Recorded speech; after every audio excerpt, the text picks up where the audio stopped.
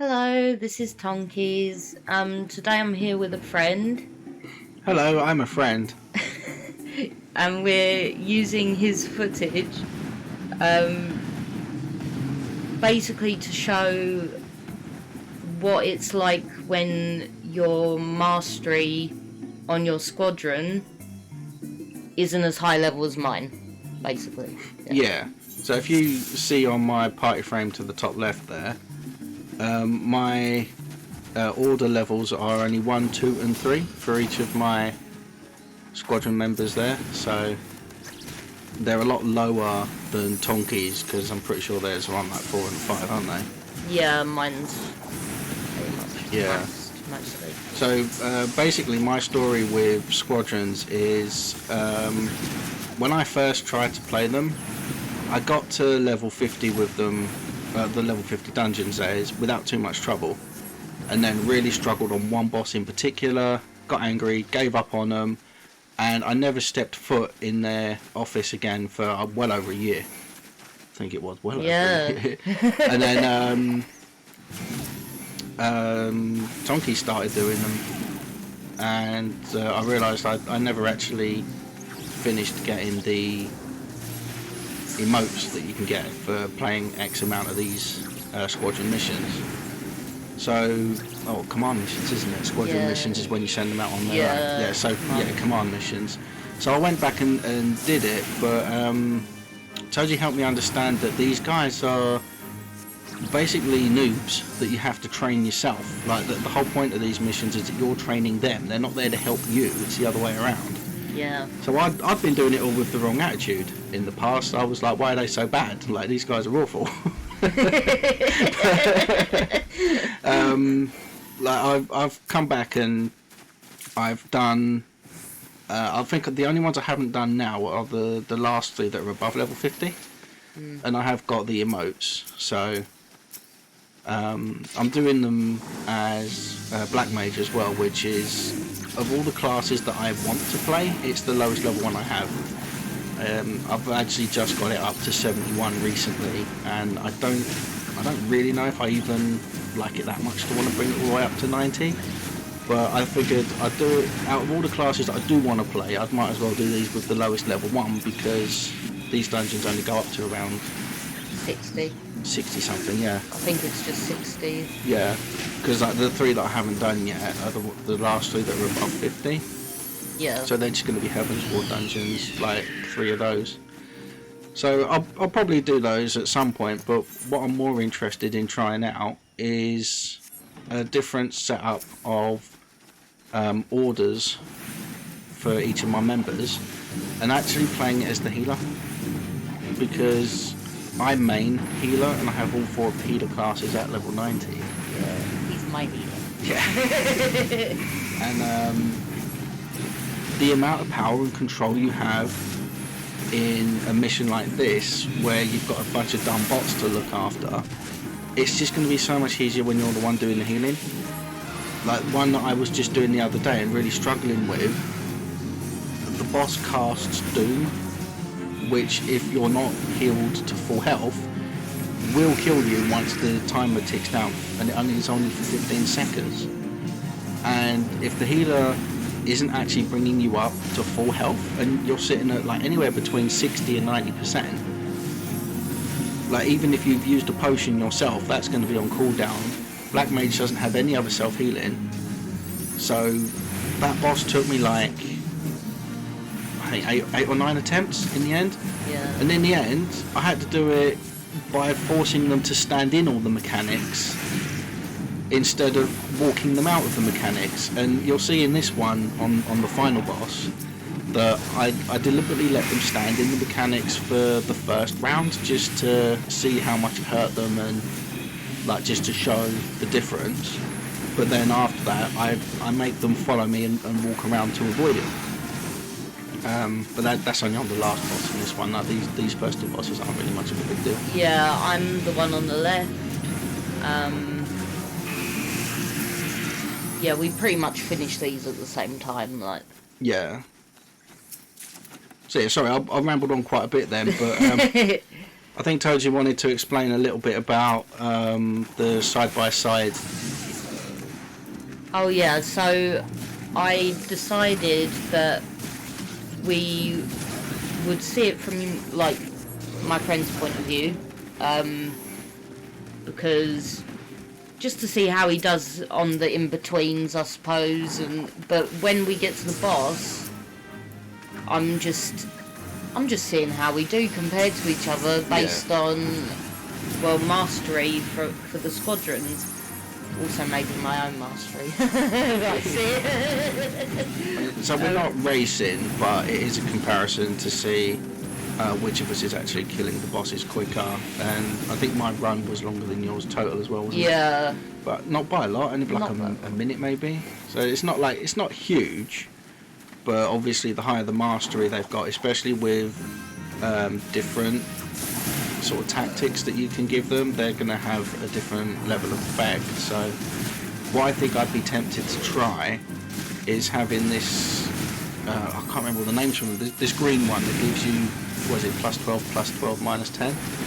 Oh, something along those lines. I know there's offensive, defensive, balanced and independent. It's independent, is it? That's the first one you get. Yeah, right? independent. So if you have them on independent, it's actually more balanced than balanced is. Yeah. Because it actually has like all three stats are affected positively. What did I want to... There was something I wanted to say. Nope, blanked. Carry on. I'll just carry on then. Yeah. So what I'm thinking I'd like to do, instead of using defensive for the tank, which is probably like the obvious choice, it's kind of too obvious because it reduces the amount of damage they take and gives them more health, but it doesn't affect the amount of damage they deal. So leaving them on independent gives them a better balance between defense and offense. Oh. And then put the healer and the other DPS on offense to maximise their throughput. In theory, in my mind, that should work better than trying to give each of them the one that you feel like, the one that sounds like the more logical one, you know? I mean, also for this video, we both have our squadrons on independent, all of them, because I figure if you're just starting out, you will be on independent for your until they unlock the others. So probably, yeah. Yeah. Well, I mean, I don't have all of them unlocked for everybody, and the ones that I do, they're all on low levels anyway. So, like, if I'm gonna do squadrons to like the point of maxing them out or doing them frequently, I'm actually gonna have to go back and make sure I get all of the different orders for them, and I don't even know how to get them, to be honest. So basically, as you run through the dungeons, I suggested in another video that you run through the lower level dungeons a few times. Yeah. But they sort of naturally level up and naturally get unlocked, even if you're on independent. Like, you don't have to be specifically on defensive to level up defensive. Does that make sense? Right, I get you.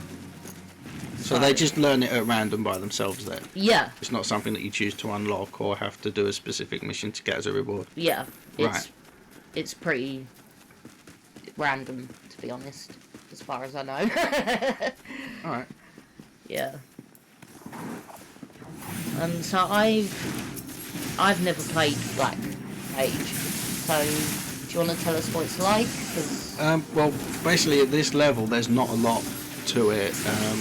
You've got an AoE and a single target version of your damage over time spell, and then you've got basic single target damage spells, basic AoE damage spells, and you're using fire to deal more damage and deplete your mana, and then you're using ice to deal less damage but replenish your mana. So it goes on this sort of back and forth cycle of fire, ice, fire, ice, fire, ice, and then lightning for damage over time in between. And that's really all there is to it. At this level I've only got one version of each spell type, and then there's one last spell that's you can cast regardless of whether you're in ice mode or fire mode. That you can just cast while you're moving, so it doesn't have a cast time, but it only does a tiny amount of damage. So I haven't really used it in this dungeon because we weren't really doing a lot that required me to deal damage while I was moving around. Although to be fair, I probably could have done it on the last boss, but I was more interested in watching to make sure that the squadron were all standing in the right place. Yeah. So when I'm moving around on the last boss, you think, oh yeah, I could have scathed a couple of times, but I was more interested in just making sure they were actually following me properly and standing in the right place. So, but that's it really. It's very basic at this level. Yeah, I mean, I'm still using Machinist when I'm on the left-hand side. Just to be consistent with the videos, and also, as I've said before, new to Machinist, so it just shows it can be done with classes that you're not familiar with as well. Yeah, I mean, that's one of the things that I really enjoy about using the different AI supported modes in this game. Like if I'm doing a trust dungeon or a duty support dungeon or even one of these, I like to do it with a class that I'm less familiar with or that I haven't played in a while and maybe just want a refresher, because it's effectively a safe space for you to be able to practice without really any fear of judgment or fear of cocking up and making yourself look silly. So for me it works quite well as sort of a training mode and a practice mode for myself as well. But sometimes as well, if I'm awake during the night or like fairly late and I still feel like doing something, it beats the queue. Yeah, it's an option. Because at certain times of day there's like really long queues, so you can just jump into an AI supported dungeon and like yeah, they're slower and like maybe that's less fun for most people, but as I say, it's a good way of being able to practice with a class that you're less familiar with, and it's helped me learn how to play some of my other classes that I play at higher levels. Well, I just wanted to interrupt and say we did something slightly different with this boss. In that when the bubbles came up, I noticed you engaged the tank with them, whereas I didn't. Yeah. Which didn't make much of a difference, but it was interesting to see. Like, it didn't make much of a difference in terms of timings on that one, but... No, but I did ignore it the second time it happened. So basically with the first one I was like, get everyone on it, get it done as quick as possible so they can all go back on the boss. Yeah. And then with the second one I was just focusing on getting the boss killed, so I didn't worry about it too much. Yeah. I probably should have, like in a normal group, would have been like paying more attention to doing that. But on some bosses you do ignore mechanics towards the end of a fight just to get it killed, because it's actually quicker than leaving it at like 5%, and then like on some bosses where it will disengage or go immune or something, like if a mechanic is completed, like there's no point in doing that, like just ignore the mechanic and kill it. So yeah, like it just depends on what health the boss is on. Like, I don't know, just trying to read the situation. Yeah, I was going to say it's quite interesting to see your point of view as a PC player. Yeah. Because it looks a lot different to my screen. Yeah. In terms of like the action bars, you know, that... Yeah, I honestly can't imagine trying to play this game with a controller. I held it, like I've tried it, I've held the controller and tried to, but it's so cumbersome going between all those different modifiers on the triggers that it's not for me, I think. I think for me, I'd be so confused with all the numbers and the clicking and the... Which I'm using an MMO mouse, so I've got 12 buttons on the side of the mouse under my right thumb. So I use my left hand entirely for movement and modifiers. So moving around, targeting, and shift, control, or alt. And then all the 12 buttons on the mouse do all the buttons on the action bar. So it's literally just non-modified, and then I've got alt, and then I've got shift, and then I've got control. And each of those bars has a different, in general, a different set of spells or abilities on it, based on what generally feels more comfortable to me. So I was going to say, I'm jealous that you're able to just target by clicking. yeah, Because I have to cycle through with my arrows on the controller. yeah, and I rebound it as well, so it's actually on Q instead of tab. Because if I'm holding my alt modifier and then try to switch target and I do alt tab, that's not going to help me during combat. No. So I rebound target into Q. So here you can see I moved everyone, but you're showing us what it's like when you don't move. Yeah, they're going to stand in, they're actually stacked up perfectly to get a double hit there. And then when he does the line attack, I leave them in that as well. Yeah.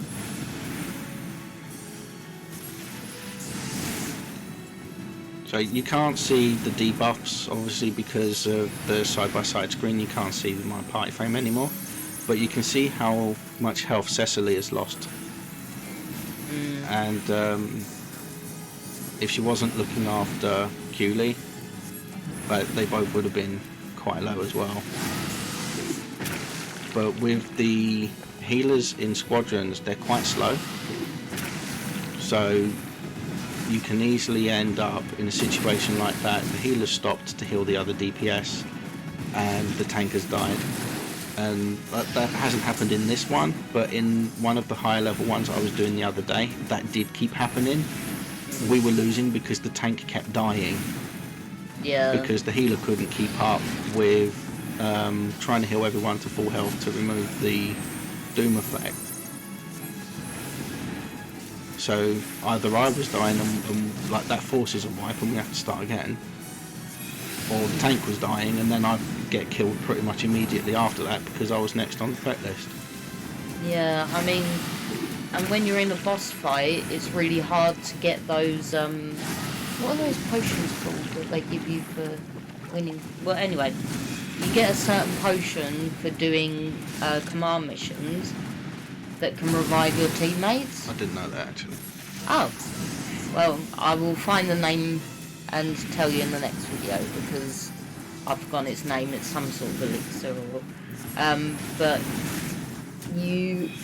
when you're in like a boss fight, it's quite difficult to, I mean for me it's quite difficult because I have to target everyone and then use it, but you know, in the chaos of a fight like that, are you going to have time to revive the tank? I don't know. Like, Not normally, no. Probably not, but if you're the healer, you can. yeah. There you go. Anyway, so that's us for today. I hope you enjoyed my subpar Black Mage performance there.